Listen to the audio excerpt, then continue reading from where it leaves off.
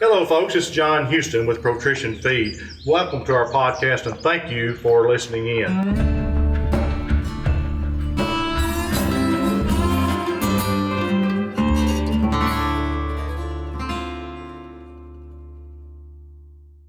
I'm excited today to be on the campus of the Middle Tennessee Research and Education Center, specifically at the Heifer Development Center in Lewisburg, Tennessee. And I have a great panel of guests to introduce to you today to talk about this great facility and what it's doing in our state and even in the Southeast as we talk about developing heifers. First of all, let me introduce to you Dr. Salo Zoka. I hope I got that right. Yes. But Dr. Zoka is, in fact, the beef extension specialist. And certainly look forward to asking you a few questions about the facility. We have Claire Humpler, hope I got that right, and Claire is also the research coordinator that works specifically in this facility here. Then we have Charlie Stogner, who is also the farm manager and the beef facilities manager here. He does it all with the cattle here. So we're certainly glad to have this great panel to introduce to you today and to talk about not only this facility and not only what goes on with heifer development, but really and truly as a UT alum, I'm proud of all the beef cattle research and all the beef cattle programs that are done across our great state with the University of Tennessee. So I want to talk a little bit about some of that as well. So Dr. Zoka, let me start with you and just talk a little bit about the programs, beef extension, some of the things that are going on with UT beef extension. Absolutely. Thank you. Appreciate being here, being invited for this podcast. It's really nice to be here. I joined UT in December of 22, so I'm fairly new with the UT system, but I've been engaging in several of our extension programs. So my role with UT is 100% extension, so I've been heavily involved. We have our heifer development here that we're talking about, more focusing on today, that Claire, Charlie, and Hugh are a good part of it. I'm technically the faculty coordinator, something like that, for the program, but Charlie and Claire are here doing the everyday thing, so thank you, for doing that. Then we have our bull test that is in Spring Hill, and our other Middle Tennessee Research Education Center here in the region. And actually, the bull test is moving down to Lewisburg next year, and they will be also a big part of us on the management, on day-to-day care of those bulls. We are looking forward to that. On my role, I also participate on our master beef program, so helping our producers there. My main area of focus is reproductive physiology or reproductive management. So I go there to the counties. I travel throughout the state, especially. I go some other states every now and then when I'm invited to. So like in September, I've been invited to participate on the Applied Reproductive Strategy in Beef Cattle. That is a national conference that rotates throughout the country. I'm giving a talk there about bull fertility, which is somewhat my research areas where I go. So as we talk about the University of Tennessee, you mentioned the Master Beef program, and I want to put a plug in for Master Beef as we begin this, because I was actually in the first group to ever go through the Master Beef program. And certainly great kudos out to the University of Tennessee for putting that program together, all of the agents across the state that promote that program. And we're so fortunate in Tennessee to have great partnerships in the industry with the Department of Agriculture, Tennessee Farm Bureau, Tennessee Farmers Co-op, and many others that partner and promote these programs. But with the enactment of the cattle enhancement program, certainly the Master Beef program is a great part of that. And just do a great job across the state educating our producers in that way. So Claire, tell me a little bit about what a research coordinator is. So one of the great things that we're interested in always, and me specifically, is the research that actually goes on and then what is done with that research. So tell us a little bit about your role. Well, no, definitely, and I want to say thank you again for having us here, and we really appreciate it. So what's pretty cool about my position is that I get to work with everybody on the management side and the day-to-day operations, but as well as the research side. So we do a lot of precision livestock farming, or PLF, research here at Lewisburg as well as at Spring Hill. So what that really entails, it can be research that's behavior based, so looking at how cattle move, what cattle drink to feed as well. So we have water boxes over the waters, and you can mount different systems to it. So it's like a base structure, a little structure that you can have over there where you can add in other research, whether it's video based, whether looking at animal health, so seeing if respiration rates change with BRD or bovine respiratory disease, as well as you can put flow meters on that water box itself, so looking at the change. The animal's starting to get sick before it shows signs on going down off of feed or having reduced water intake. And some cool stuff we have out here. Right now we've got a research project going on about green feeds and methane. So looking at what these cattle do is that they come into this little trailer and they'll eat a little handful of grain. And when they do that, it has wind turbines on it, as well as temperature. You can put videos on there as well, but it takes that breath from that animal and can hopefully get to a point to say if there is a methane, more cattle that are more methane producing other than others. But there's a ton of other research that we can incorporate into these different systems and other systems in the future. So there's a lot of stuff here, as well as at Spring Hill, that they do a lot more with PLF. So. One of the great things about research here at the University of Tennessee that I really appreciate is the fact that we have such a tremendous ag extension group across the state that works so hand in hand, and getting the results of this research out to producers. I think Tennessee does a great job in doing that, in particular with our agents that are across the state. And so this research is not just being done for the fun of it, that we actually get benefit from it from our producer standpoint. So it behooves a producer to look at this research and to be involved with our UT Extension services across the state, and in particular programs like Master Beef and all of these other beef programs that Extension promotes, because that's where the research is handed down.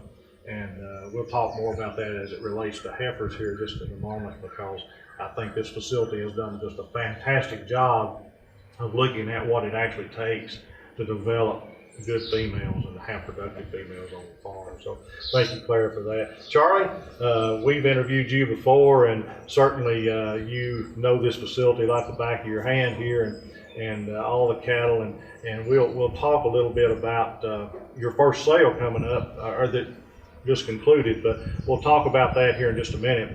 But tell me just a little bit about the facility and this barn that's here, and how this actually came about, because it was it came from an idea to reality, and some of us were part of that, and so talk about just the facility and what you actually have here to develop these heifers. Yeah. So the program was really a challenge from the governor, and it was to really increase the herd numbers in the state and the quality of the replacement heifers that are being kept back by producers. Kevin Thompson and Dr. Reinhardt at the time took that challenge, and they kind of put all this together. They had the idea to come up with this heifer development program and put it all together, and it's just really blossomed from there. From it's just grown every year. The facility here was the old, as I'm sure many people remember, was the old dairy. The Jersey herd was here for UT for years. When they quit milking here, that's when this really took over. We've got just over 600 acres here, and we can run on heifers. We usually try to run somewhere around 300 to 350 head of heifers here on this farm. The facilities here were joined with us by co-op to build these facilities. They donated pretty much everything here that you see to provide for this program. And I think our facilities are top notch, as far as working cattle. In all honesty, it really spoils us, working cattle in here, because it makes it so much easier. And if all producers know, it's not always that easy. So we're really fortunate to have the facility that we have here. It makes it safe for us, safe for the cattle, and we really want to practice those kind of movements around the cattle for everybody to be safe and keep those cattle calm while we're working.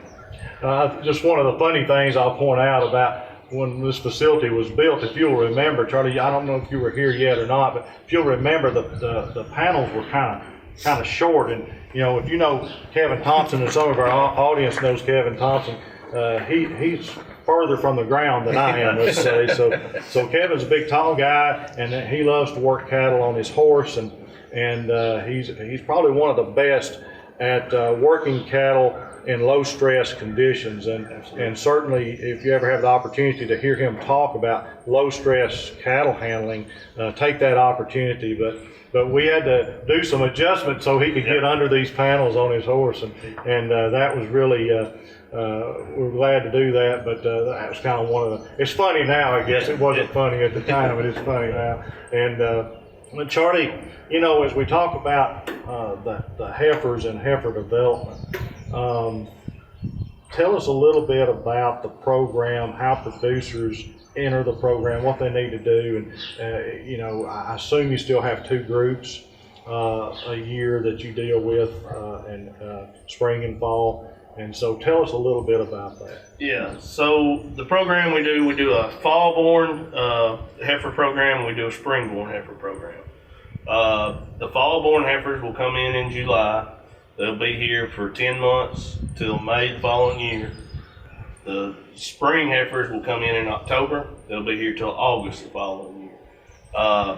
So really the biggest thing about the program and getting into the program is getting in contact with myself, Claire, Dr. Zoka, any of us. That's really the best way to get involved in the program. We're fortunate enough that we're hitting numbers, as far as how many cattle we need. We're pushing the program, but we've got a lot of people coming to us, and that's the biggest way to get involved. We're all easily available to contact, and just kind of let us know what you got. We love to do farm visits if we can. If you're not sure if your heifers are going to work for the program, call us. We'll come look at them, visit with you, and kind of go over what we want or what we're looking for in these cattle. We want to raise good quality cattle to go back home. You mentioned the sale earlier. This program is not just about selling cattle. We want these cattle to go home. We want to be good, productive females for that producer. Absolutely. So Claire, we talked about productive heifers.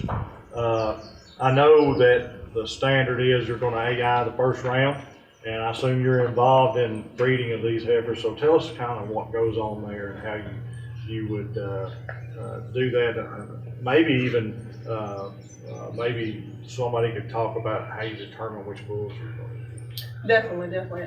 So we're really fortunate that we do a first round of AI. What we do for picking out these bulls, and Charlie and Salo can attest to everything, and you put in their word as well. But we'll look at bulls, and we'll see, the biggest thing is calving ease.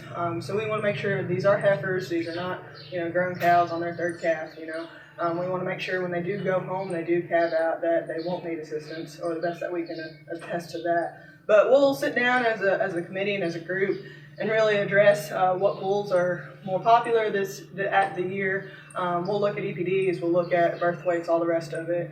And we'll pick a handful of bulls. We'll do, this year we did Angus, we did a couple Herefords, and then, was that about it? Yeah. So we did Angus and Hereford, so we can look at other breeds of bulls, but we really focus on that Angus. We have a lot of black-hided cattle, a lot of commercial cattle, as well as registered cattle.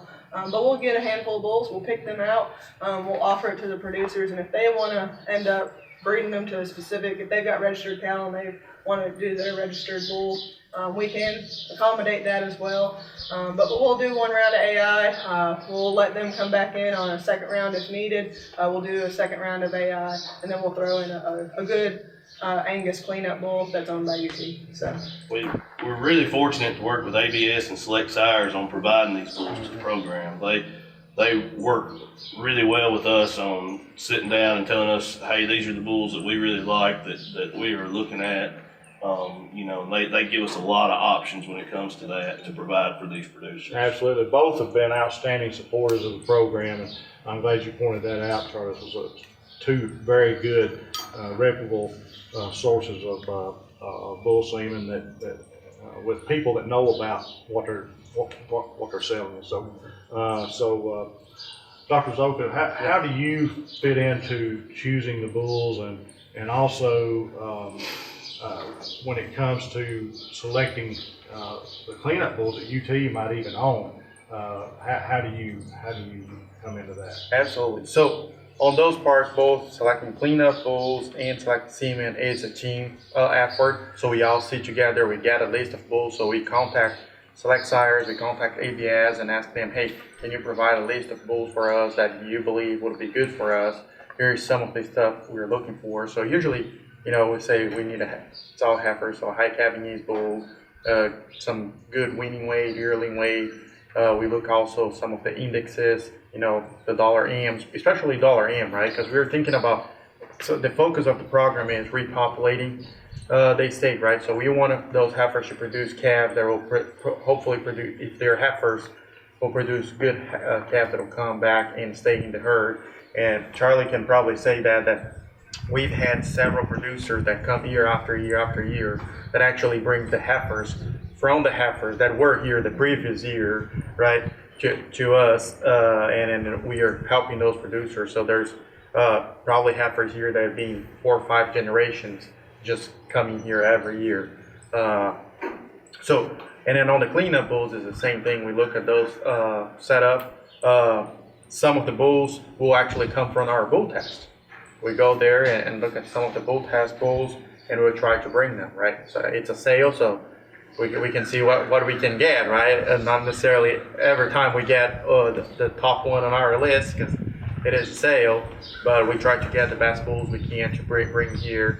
I think all the bulls we have right now are Angus bulls, right? Right. So if we focus on Cabanese, that'll be the #1 thing for us, because like Claire said, we want those heifers to go home and cabin assisted, no problem with their birth event, and then that will help those heifers come back to cyclicity earlier and stay in the herd longer if they don't have issues when they're calving. Right? So that's the point of the research, right? So that we can get these females back to the farm and know exactly what it costs to condition these heifers, and know exactly what it costs to get a live calf on the ground. All of those type things get out to the farm. And this day and time, to have a heifer that something goes awry, and you know, if we're in the cattle business, something will sometimes, but if we can minimize that when you're selling these calves at the price that they're bringing today, certainly worth the time to learn about what it actually takes to develop a heifer the right way and get that heifer in a stage that's most efficient for raising that calf. So I certainly appreciate that. So Charlie, I want to change gears here. You had your first sale here a couple of weeks ago. I was privileged to be here and see the heifers, you know, a week or two before the sale. We did a little video, and I got to tell you, super great group of females. I tell you, and we talked a little bit about 2 red heifers you had in the sale, and as they walked across that pasture, you know, up the road here, I said, Charlie, where'd those heifers come from? But and we know, you know, there were some really quality females that you had here in the program. But then we had your first sale, and I was privileged to be at the sale, and you know, the cattle really did well, but they were the kind of cattle that should have done well. They were really good set of females that I had no doubt are going to be productive on the farms that they went to. So tell me a little bit about the sale, how that came about, and then talk a little bit about you know, the sale itself and how you organized that. So. Well, we have actually talked several times about doing a sale, putting together a sale of these heifers. The biggest problem, and I use problem loosely, is a lot of these cattle, these producers put them through this program, they want to carry them home. And that's a completely understandable thing.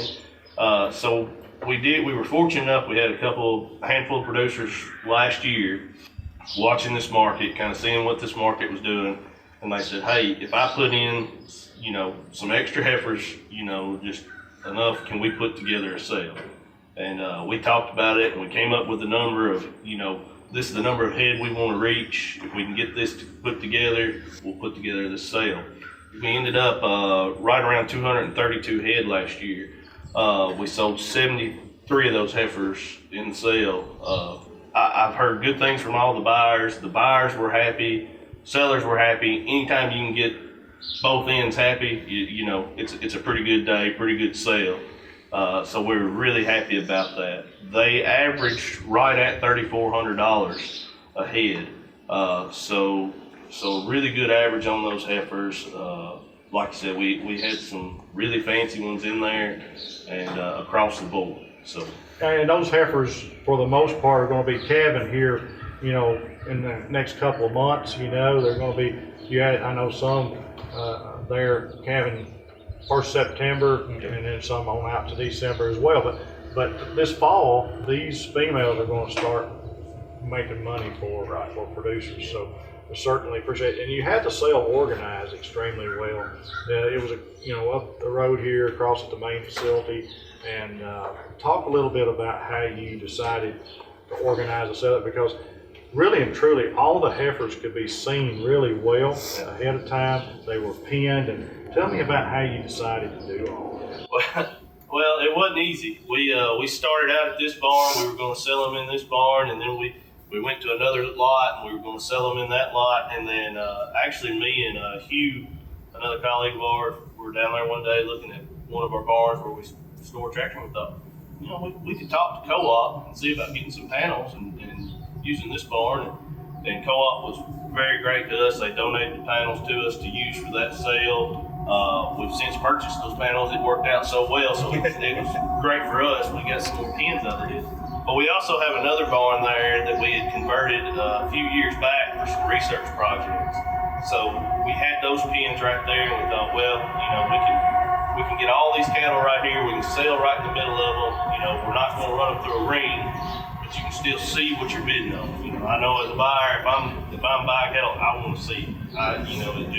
It's gonna help that bid process. I think when you look at what you're buying, you kind of get that blood flowing. You may want to bid a little bit more, hopefully, as a seller. So that's really how that came about. We were sitting down there one day scratching our heads, and we thought, we can make this work. Well, it couldn't have worked out any better as far as the facility having a sale. I'm going to try to bring this in for a landing here. First of all, as we do, thank you all for being a part of our podcast here. This is really good to get all three of you here together at one time, and we appreciate so much what you do here at the University of Tennessee. But more importantly, what my goal is to let more producers know what's going on at our land grant university and the way of beef cattle research. Because, really, truly, we are, even though the numbers are down, we are a beef cattle state. And this is one of the things that's important to me to get the word out. What's going on in the way of research. All these things that you're doing does benefit producers. And so that's the whole goal. That's the goal that our university research has, that's the goal that Extension has, that's the goal that the co-op has, that's the goal that Nutrition Feed has. What is it that we can all do to benefit the producer? And I realize cattle numbers are down. A lot of talk's going on about what's happening with land use and what's happening with these high prices. A lot of these good heifers being sold instead of kept, and all of those economics around all of that. But the real point is that there's real research that provides real data that helps a real producer. And so we thank you for that. We thank you for being involved. Thank you for being on the podcast. Folks, if you have any questions about the Heifer Development Center, please get in contact with any of these folks. and look at the website. There's a Heifer Development website. You go to UT Heifer Development. You can find all the contact information. If you have any questions about feed products, animal health products, see your folks at your local co-op. And thank you for joining our podcast here today. Have a good day.